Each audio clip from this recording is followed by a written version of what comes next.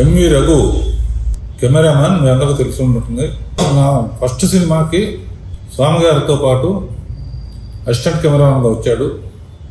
ఆ తర్వాత అంచెలంచెలుగా ఎదిగి విశ్వనాథ్ గారి స్వాతిముత్యం, వంశీ యొక్క అన్వేషణ, ఇటువంటి సినిమాలు చాలా అద్భుతంగా ఫోటోగ్రఫీ హైలైట్ అనే పేరు తెచ్చుకున్న మొట్టమొదటి వ్యక్తి ఎంవి రఘు.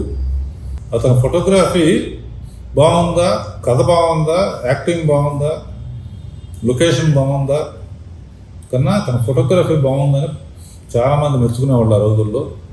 అతను ఎంతో ఇష్టపడి కళ్ళు అనే ఒక ఆర్ట్ ఫిల్మ్ తీశాడు. దానికి చాలా అవార్డ్స్ వచ్చినాయి.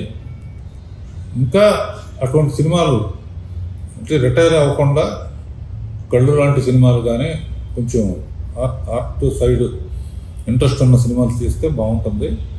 All the best Raghu on your 50th year of DOP.